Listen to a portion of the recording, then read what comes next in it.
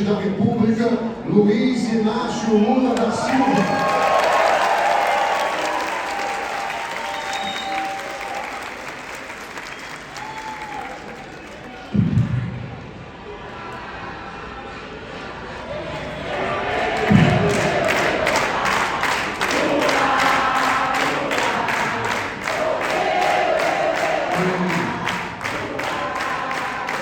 Queridas companheiras e queridos companheiros do Rio de Janeiro, da cidade de Niterói, queridos companheiros prefeitos e prefeitas, secretários que estão presentes nessa caravana, queridos companheiros deputados federais e deputadas que tanto nos ajudaram a chegar onde nós chegamos, queridos companheiros ministros que estão aqui comigo, que são a razão pela qual nós conseguimos recuperar esse país e a razão pela qual a gente vai entregar esse país muito melhor do que nós o recebemos.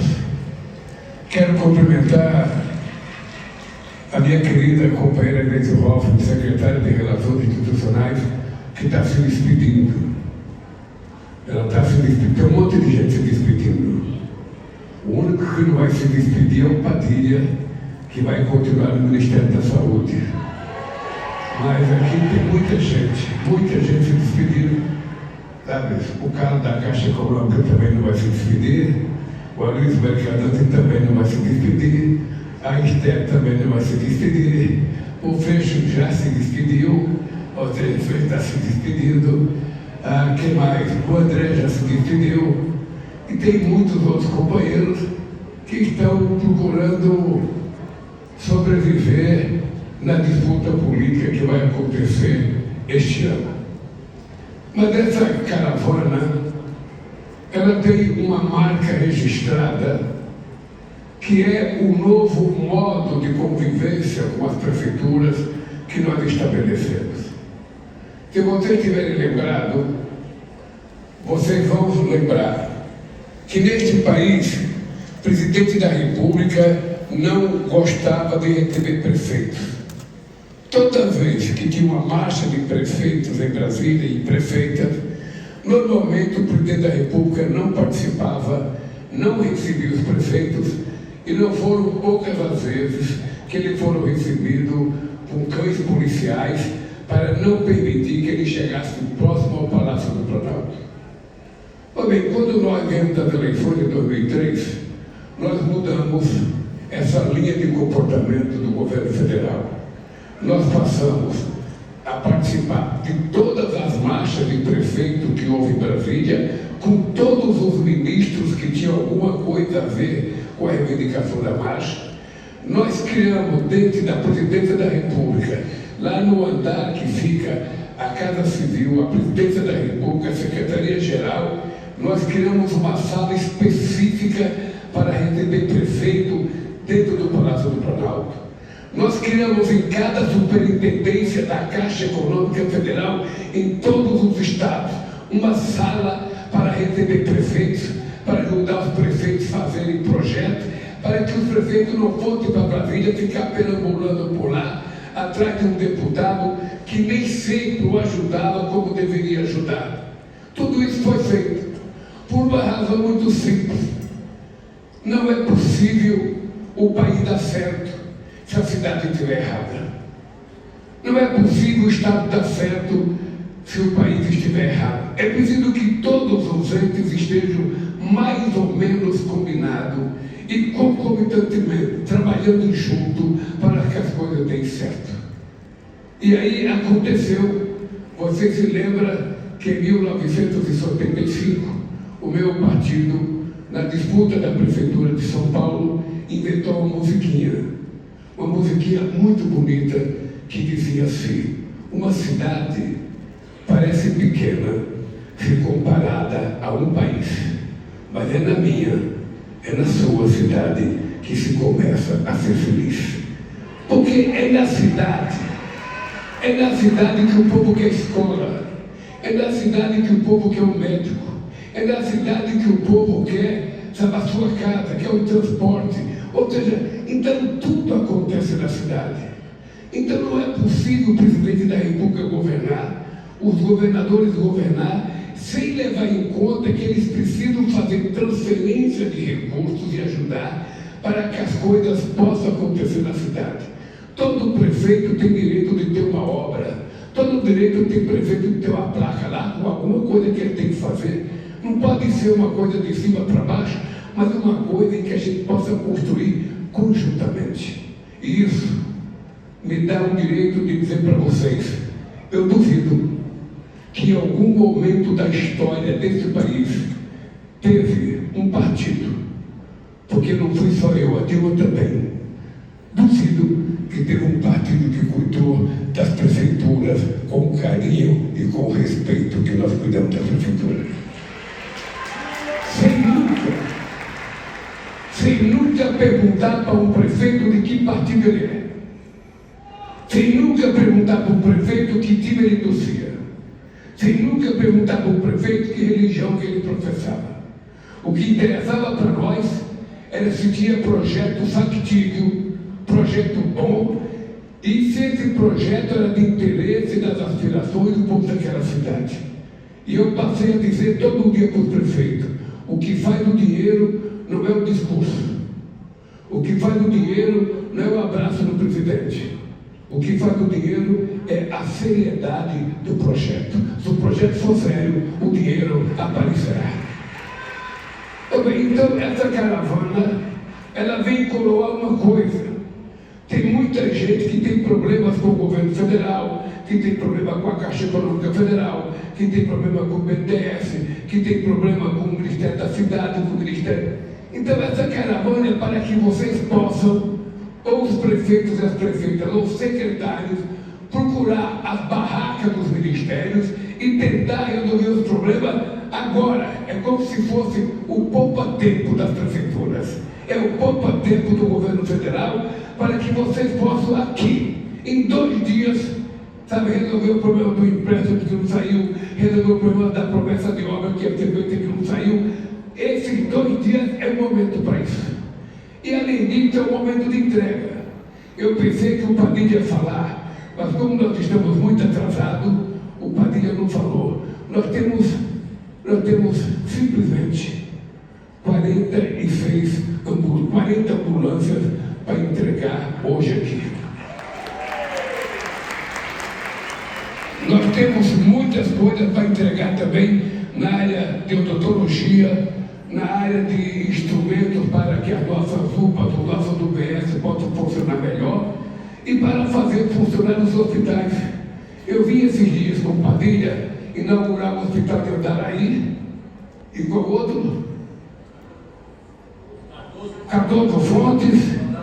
Eu vim com a avenida inaugurar o outro. Qual foi?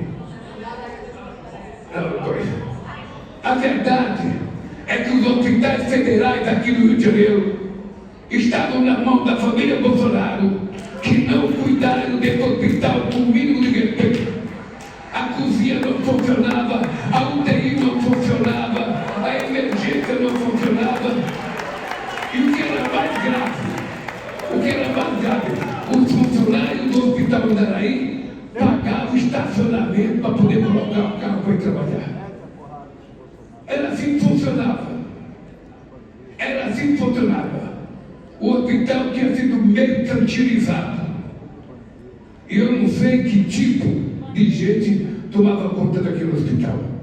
Nós fizemos um acordo com a prefeitura, assumimos a responsabilidade de passar o recurso, e eu tenho certeza que a gente vai transformar os hospitais federais do Rio de Janeiro em centro de excelência, para que o Brasil inteiro saiba que aqui no Rio tem hospitais federais para tratar de todas as doenças e daquelas mais graves, as pessoas serem tratadas com respeito. Por isso eu quero elogiar o ministro Padilha, que está trabalhando de forma excepcional, e vocês ainda não viram as nossas carretas da saúde. Vão ser 150 carretas nesse país, para fazer o exame que as mulheres precisam, para fazer exame que os homens precisam e para acabar com essa maldita fila que faz as pessoas morrerem sem ter um tratamento médico adequado. Vocês se lembram que fomos nós que criamos o farmácia popular. E por que nós criamos o farmácia popular? Porque há um tempo atrás as pessoas iam no médico, fazia a primeira consulta, pegava a receita, ia na farmácia, não tinha dinheiro para comprar, levava a receita, colocava dentro do armário ou embaixo do travesseiro e morria sem poder comprar o remédio. Nós criamos o farmácia popular, que distribui 41 remédios de uso contínuo, dos mais importantes remédios, para que ninguém morra por falta de remédio nesse país. Depois que nós garantimos o farmácia popular, nós descobrimos que a família brasileira precisava da segunda consulta, do segundo médico.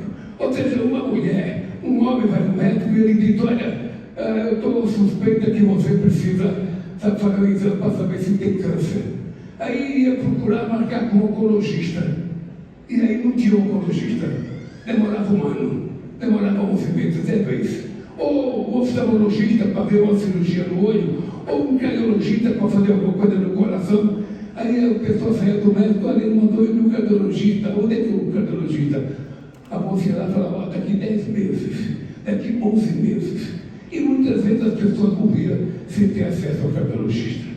Mas vamos supor que a pessoa tem acesso ao cardiologista, ao oftalmologista, ao ortopedista, a tudo que é isto que ele precisa. Vamos supor. Aí quando ele vai no cardiologista, ele pede um exame mais sofisticado. Tem uma máquina chamada ressonância magnética. Angiorressonância. Olha que nome chique, angiorressonância. Parece que a gente tem do céu quando pede o exame. Angiorressonância. Tudo bem. Então a pessoa vai e o médico fala: você vai fazer uma angiorressonância. Aí ele vai lá na secretaria e fala para você: eu quero fazer uma angiorressonância. Daqui 11 meses, daqui 10 meses, a pessoa morre antes. Agora não. Agora com as carretas, a gente não vai esperar que a pessoa nos procure. Nós vamos procurar pessoas das cidades mais longínquas desse país, para fazer os exames que a sociedade precisa. E se for tratamento de câncer, não pode demorar mais que 30 dias para a pessoa se cuidar, porque senão a pessoa morre. Então tem gente esperando um ano para fazer uma pequena tomografia, para tirar uma fotografia do joelho. Não é possível. Então nós estamos garantindo, nesse agora tem especialista, que nós vamos atrás de vocês. Eu vou dizer para vocês, homens, vocês que são covardes, que têm medo de fazer exame de próstata, pode se preparar, porque vão ter que fazer. Vão ter que fazer, porque se não fizer exame de próstata, vai ser muito mais difícil. Quem não quer tomar uma dedada, vai saber que quando tiver detectado, vai ser muito mais difícil. Então, gente, vamos perguntar para a nossa mulher, que ela está acostumada desde pequena a fazer exame que eu, e nós temos medo de fazer. Então é preciso que a gente crie coragem. Tá? Câncer de mama. Quantas mulheres morrem de câncer de mama?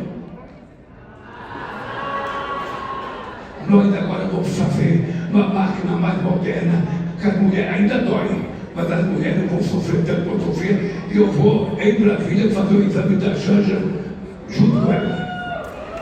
Vou fazer. Porque nós precisamos incentivar as pessoas a fazer as coisas. Então nós queremos, você não sei se você acompanha pela imprensa, os nossos mutirões de saúde e de cirurgia. Nós batemos recorde de 14.730.000 cirurgias eletivas no ano passado. 14.700.000. Esse ano nós fizemos agora um mutirão da saúde só para tratar da mulher. Quantas pessoas tinha para dia? 12. E também fizeram a cirurgia de exame no dia. Em 1.000 hospitais, em parceria com as Santa Casas, e agora estamos fazendo parceria com hospitais particulares. E é simples, só para ter um hospital particular, tem uma dívida com o governo, a gente não quer que ele nos dê dinheiro, nos preste serviço. Faça a cirurgia que nós precisamos para pagar a dívida que tem conosco e nós ficamos agradecidos. Então, gente, eu estou muito feliz porque essa caravana vai mostrar um pouco o que nós fizemos no Rio de Janeiro. Eu posso olhar assim na cara de vocês, na cara do prefeito, na cara, aqui não tem governador porque acabou de ser caçado, mas eu vou.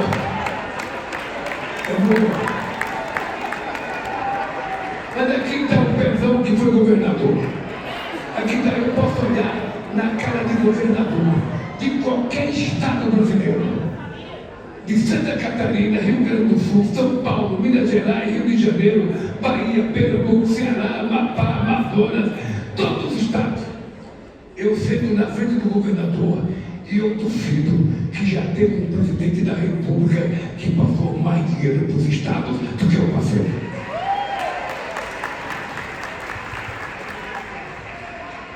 Ele deve também ouvir, ele pode me desmentir, mas eu duvido. Quando eu fui fazer o PAC este ano, eu não sentei no meu gabinete com meus ministros e decidi fazer o PAC.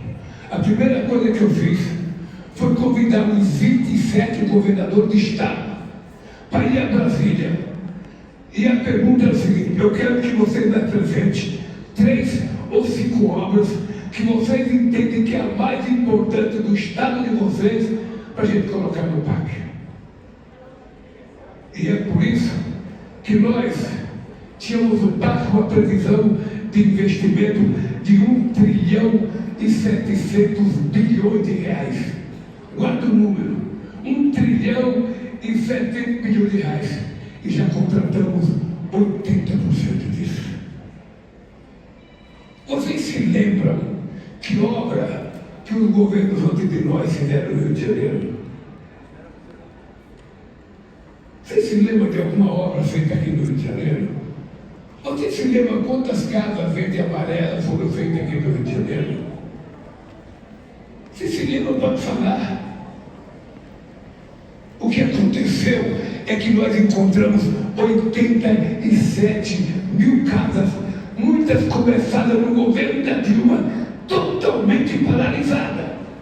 Além de 6 mil obras entre creches, escolas e hospitais.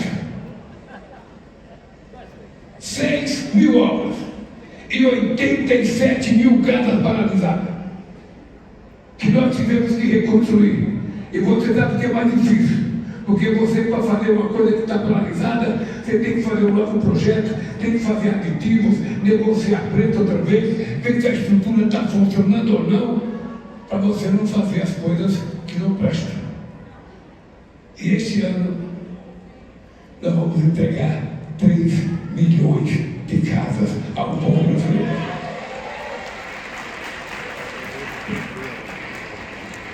Então, eu não ia falar, mas já falei demais. Eu queria só dizer para vocês, companheiros, que esse ano, vocês que estão com o celular na mão, este é o ano em que a gente vai ter que provar quem é que vai vencer a luta, se é a verdade ou a mentira. Nossa. Porque uma coisa é se trancar no banheiro e pegar o celular e ficar falando merda. Outra coisa é fazer um grupinho da maledicência e ficar falando mal dos outros e inventando história. E esse ano é o ano que a gente vai aprovar. Só para você ter ideia, nós aprovamos o ECA Digital terça-feira.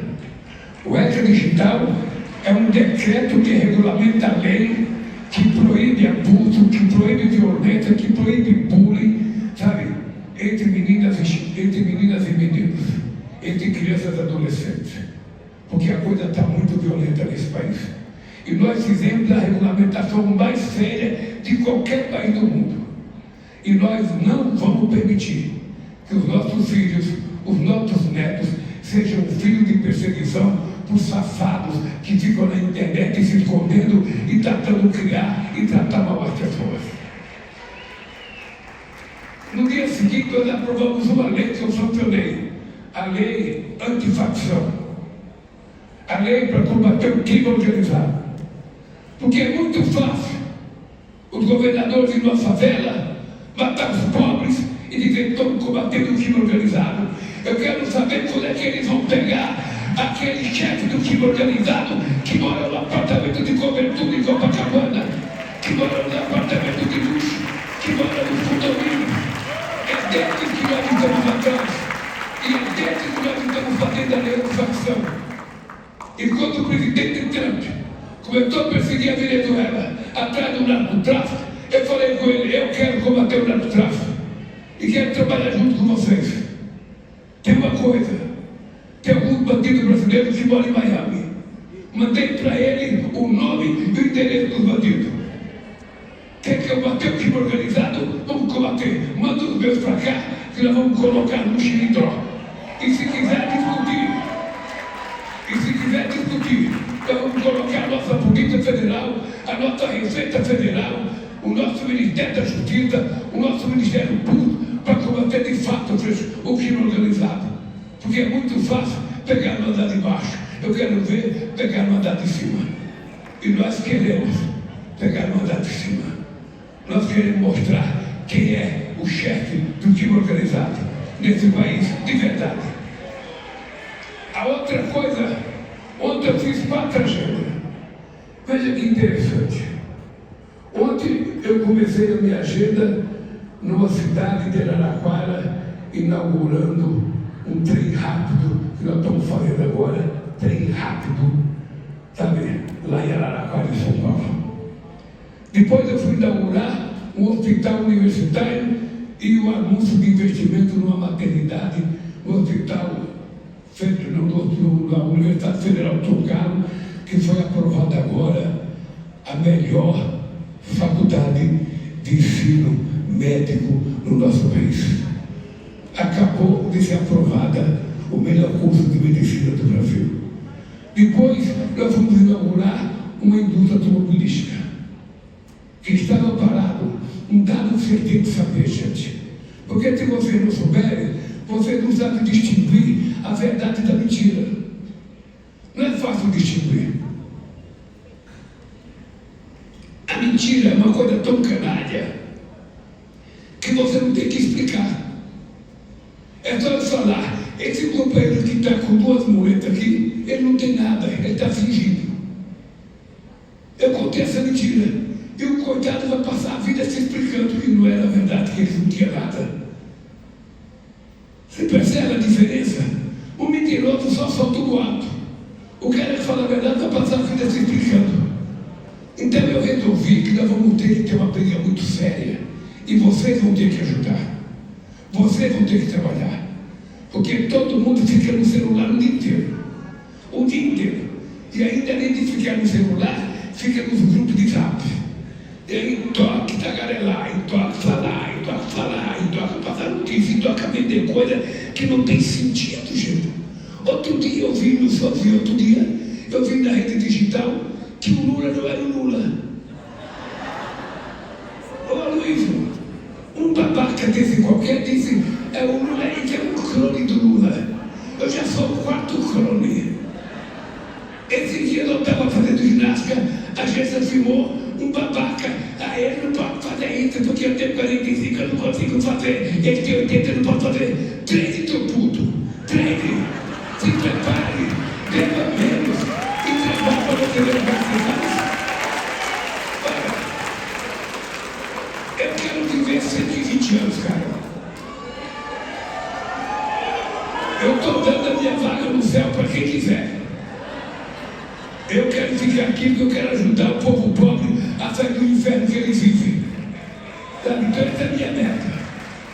Então o cara escreveu isso coisa boa. Ele está mentindo. Ele não consegue fazer esse exercício que ele tem anos. Outro dia o filho do Bolsonaro disse assim, o Lula é um Opala velho. Quando ele fala assim, eu não me ofendo, porque eu tive um Opala 94, turbinado. Se ele conhecesse o meu Opala, ele não falava, ele fala, porque o Opala dele é o pai dele, que está no desmanche. Ele fala. O Opala que ele conhece, é o pai dele. Ele não sabe o que é o Opala turbinado. Ele não sabe. Então, gente, é o seguinte, eu vou dedicar esse meu período para mostrar o que é esse país agora. O que é que nós vivemos nesse país? Cada coisa, veja, a gente vive a menor inflação acumulada em 4 anos da história do Brasil. A gente vive com a maior quantidade de trabalhadores na economia, 104 milhões de trabalhadores trabalhando. A gente vive com o maior aumento da massa salarial do Brasil. A gente vive com a maior produção agrícola. A gente vive com a maior exportação desse país. A maior geração de emprego desse país. Só para você ter ideia, quando eu deixei a presidência em 2010 e a Dilma assumiu, a gente produzia 3.600.000 carros por ano. Eu vou repetir, 3.600.000 carros por ano. Eu voltei 15 anos depois. Eu pensei que a gente estava produzindo 6 milhões. A gente estava produzindo só 1.600.000 carros por ano. O que aconteceu nesse país? Ao invés de a gente crescer, a gente diminuiu. O que aconteceu? Então, o que aconteceu de fato é que o povo foi massacrado. E nós devemos recuperar. A indústria automobilística fazia muitos anos que não fazia investimento. Já anunciaram 190 bilhões de reais. E hoje a Caoa anunciou mais 8 bilhões até 2028. Porque quando os chineses vieram para cá, a indústria americana e europeia contaram. Os chineses estão chegando. Se a gente não for atrás, eles vão pegar a gente. E todo mundo está fazendo investimento. Todo mundo. E eu quero que o pessoal possa ganhar mais para comprar mais carro. É assim que eu quero que as pessoas vivam. Nós passamos 7 anos sem aumento do dinheiro da merenda escolar. Nós passamos 7 anos sem aumento de bolsa, sabe? No Ministério da Ciência e Tecnologia. Vocês sabem o que aconteceu nas universidades desse país. Então é o seguinte, essa luta não é minha. Eu sou apenas um porta-voz. Essa luta é de vocês. Essa luta é da sociedade brasileira. Ou a gente desmonta a mentira desse país.